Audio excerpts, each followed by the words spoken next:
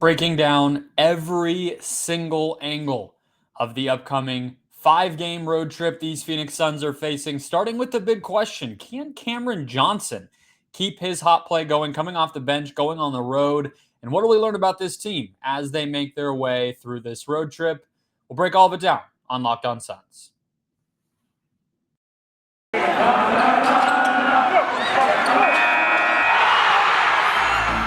You are Locked On Suns, your daily Phoenix Suns podcast. Part of the Locked On Podcast Network, your team every day.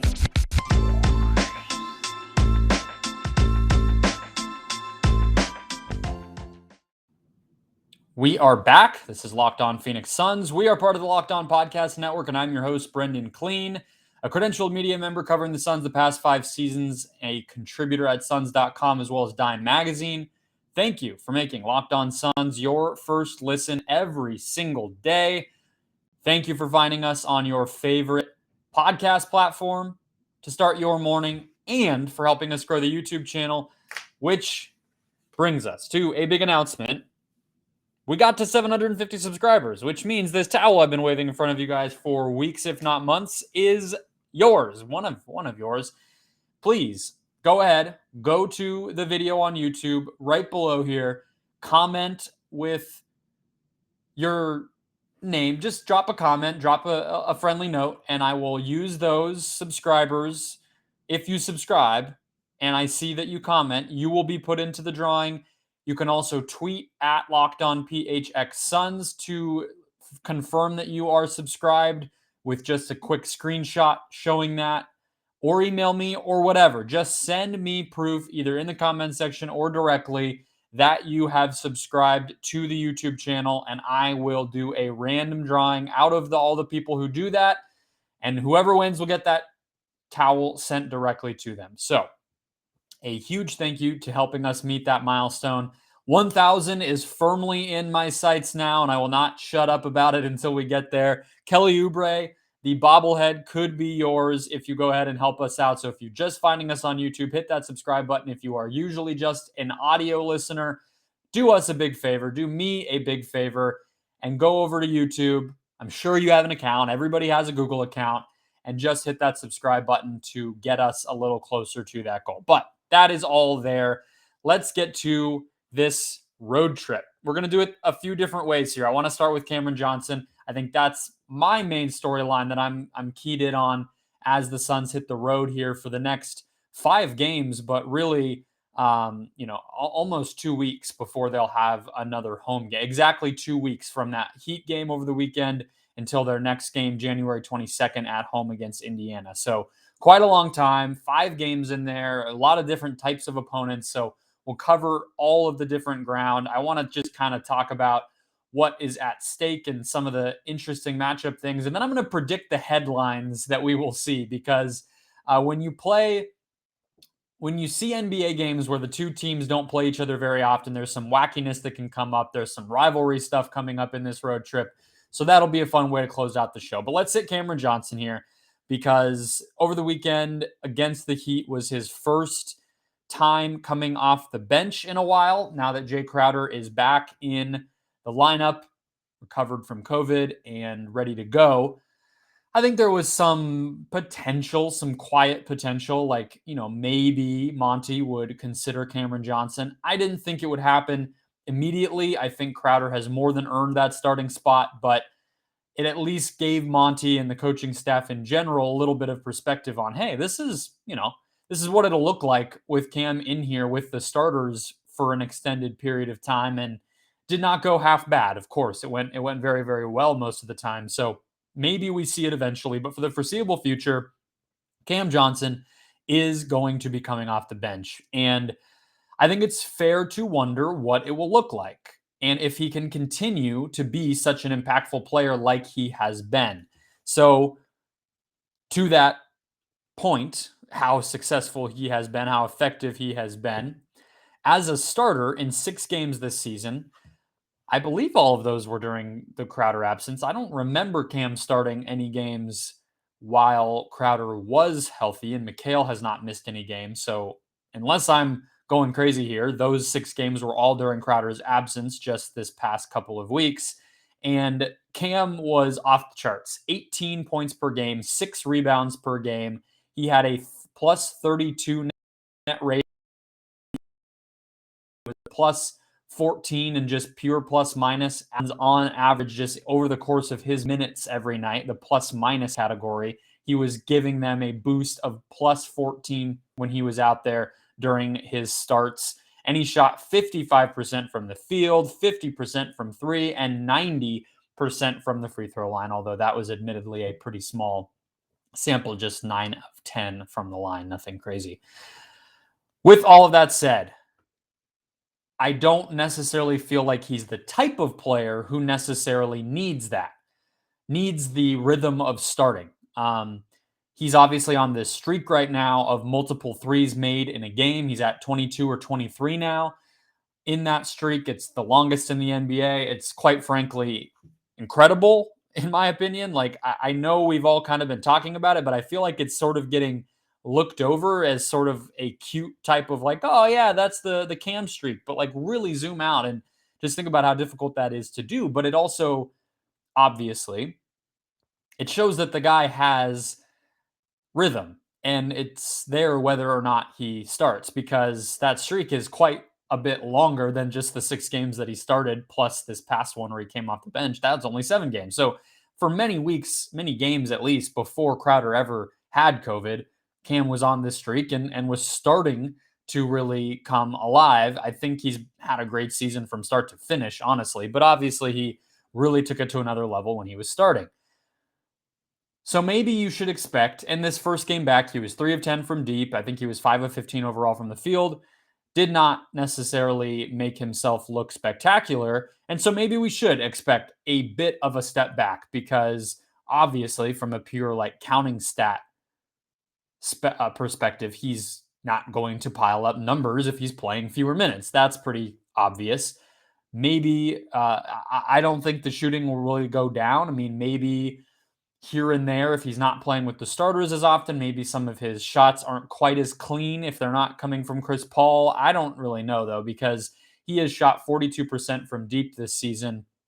And yes, the 2-point percentage is not as good off the bench as a starter or versus as a starter. I don't really think there's anything to that, but nevertheless, it is there.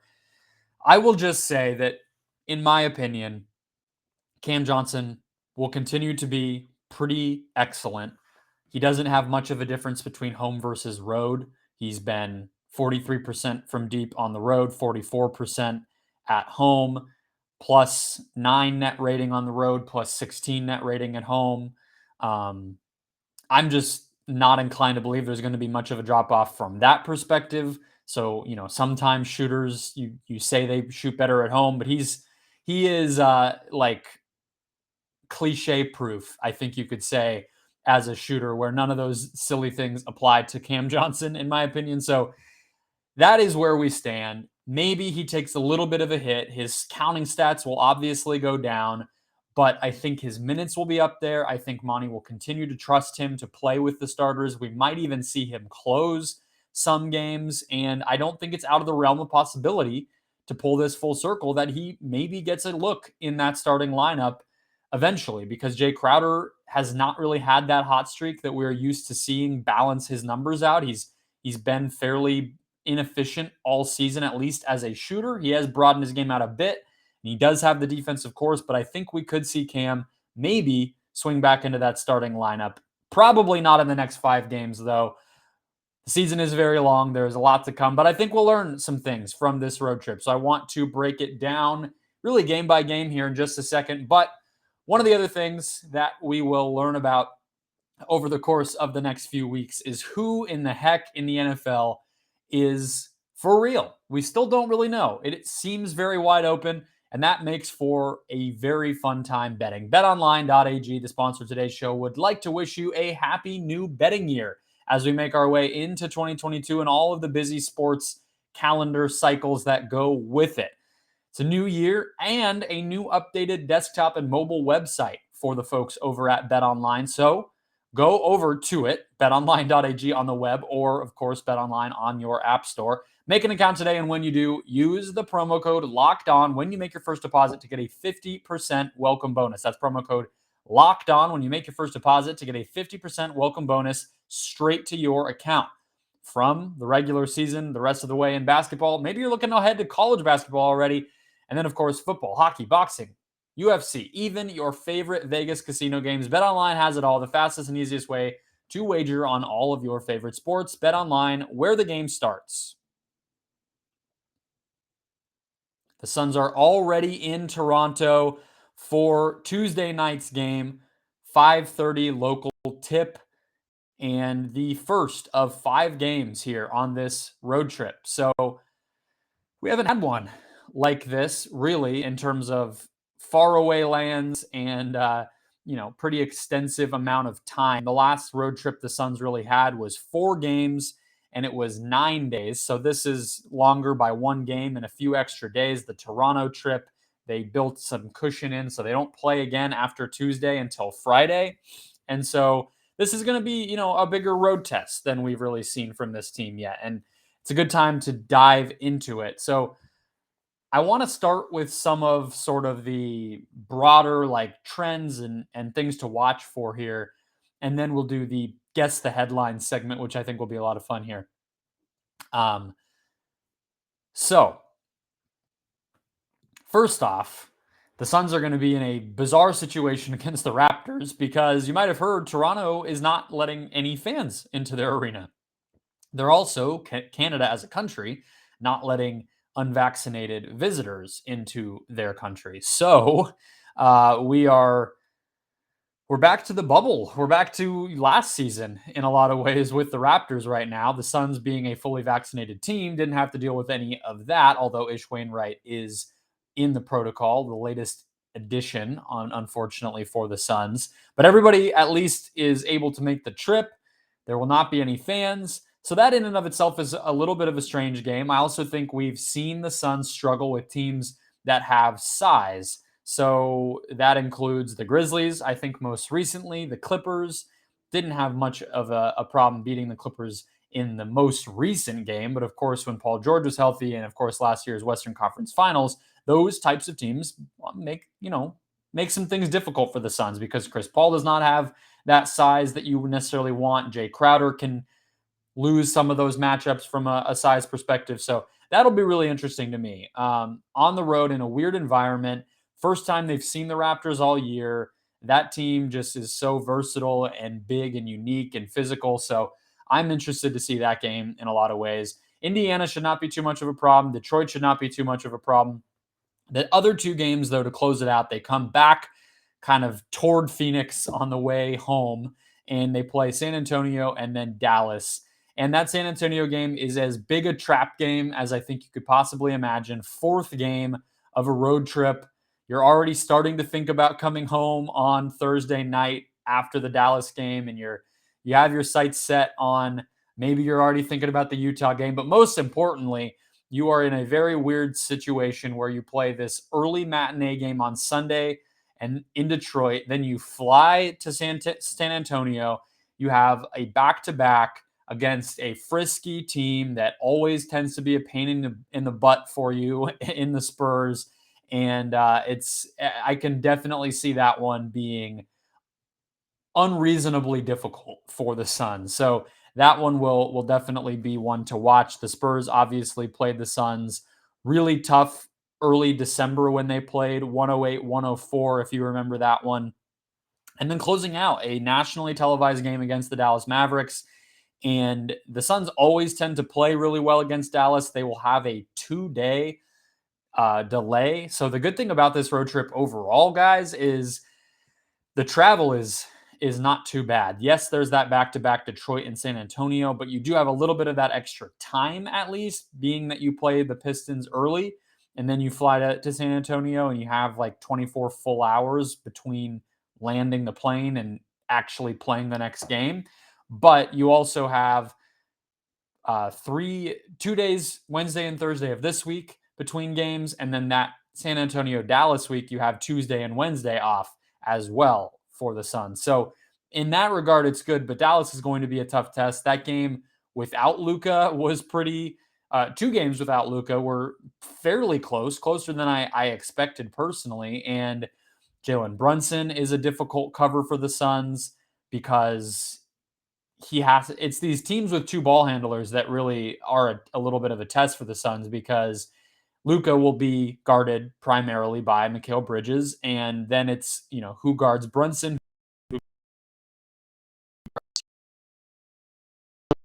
going well. They're tough to guard, and the Suns especially don't really have, they have Mikal, and then they kind of have to be, by committee and by scheme to guard some of the other stuff that they'll see. So that one stands out to me. The last game of a road trip, the last game of a long road trip is always tough. The first game back is always tough, which will be Indiana again. Very bizarre to play the Pacers twice in a week, but the NBA is doing a little bit more of that lately. So not the most difficult collection of teams. Like, I'm not going to sit here and say this is a really, really brutal test. The Suns don't really have one of those. They are fortunate to catch a lot of the East Coast teams that they do have to play on some, quick up and back type of thing, more so than a lot of them in a row. They have a road trip in early February that, they have Chicago and Philly in there, but, they don't have like a Nets, Heat, Chicago, Sixers, Bucks, like something like that, where it's just a murderer's row. They really don't. So this one will test them, just because travel is crappy, and you don't want to, you can't lose any of these games is really the bottom line. I mean, that was the name of the game in yesterday's show, coming off of that weekend loss to the Heat, that I was really harping on to start the week on Monday's podcast, was, look, the Western Conference 1 seed race is just really tight, and you can't let up. You can't give up ground there. So that'll be the case with these 5 games as well. But that's enough serious talk. Let's close the show out with guessing the headlines. What will people, for better or worse, be talking about as the Suns make their march across the next couple of weeks here through this road trip? We'll talk about that in just a second. First, though, a quick break. All right, this is always a fun game to do. I actually have to tip my hat to Bickley and Murata. They were one of the people that I thought always had the most fun with it. I'm not sure if they do it anymore on the morning show over on Arizona Sports, but they would do it with the NFL calendar on Friday afternoons, just guessing what the headlines on Monday would be based on the results of that week's games. And it's fun. And I think this particular road trip gives us a lot of, it's actually probably not even headlines anymore, is it? It's probably like guess the Bleacher Report tweets or something. It would be more accurate to say. But whatever we want to call it, let's dive in here. So Toronto, I already said, it's something like,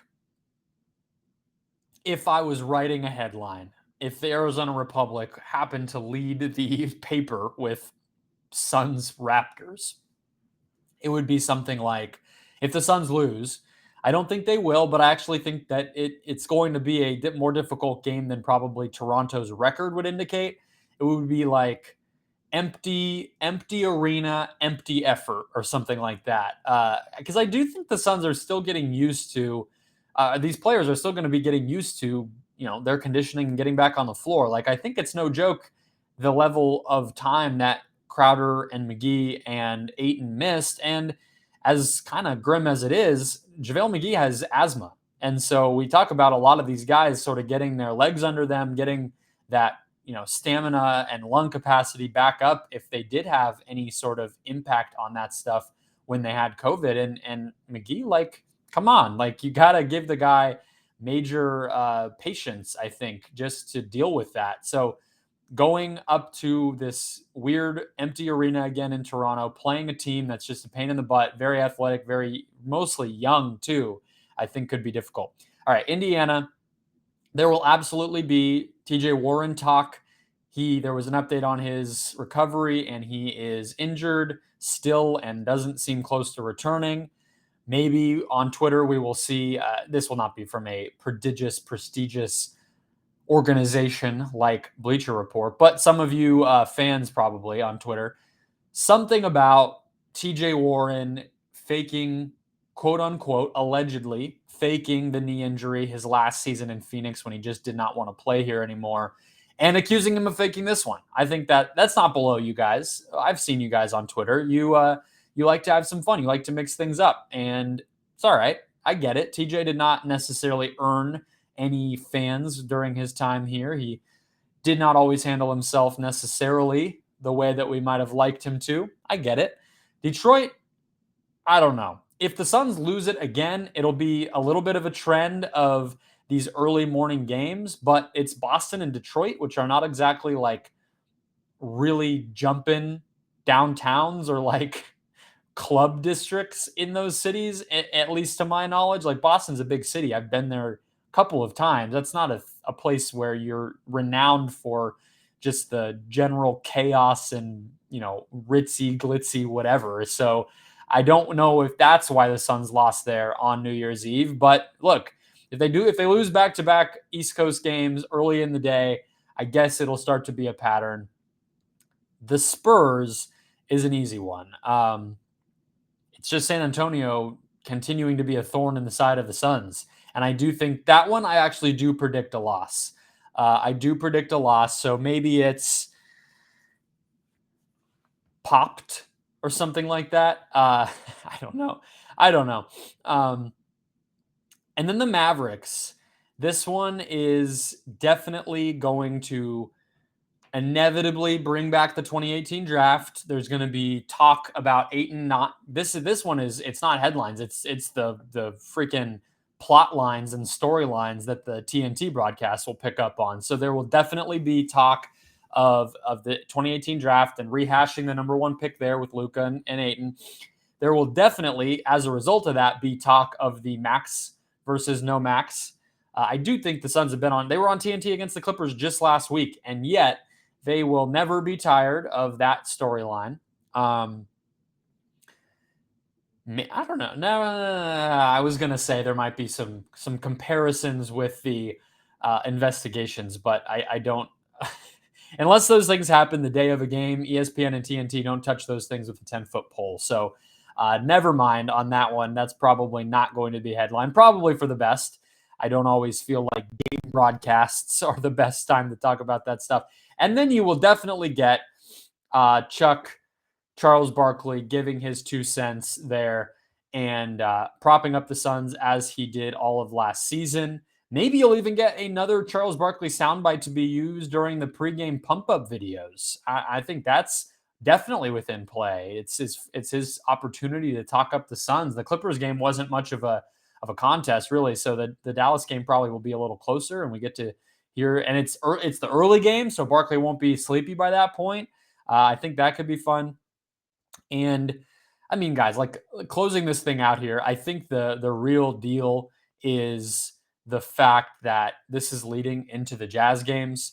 I'm going to continue to circle those and to highlight them. And actually, I think I got it backwards. I think I said that the first one was on the road and the second one was at home, but that's actually flipped. So the Suns do have a couple of games at home, that Pacers game, and then it goes right into at home versus Utah and then in Salt Lake City against the Jazz on that Wednesday. So a lot of interesting storylines and narratives and basketball things to be paying attention to. So maybe not the most glitzy version of these teams. I know it might be some ugly blowouts by the Suns. That's plenty of fun, but not always the most fascinating thing to pay attention to. But stick right here with me. We'll go through each and every one of these together, guys. And I'm excited. We're making our way to the trade deadline. We're making our way to the playoffs slowly but surely, crossing the halfway point in no time. And it's been another fun year so far, and I'm excited to keep going. So enjoy your Tuesday. Enjoy the Raptors game, and I'll be right here with you after the buzzer.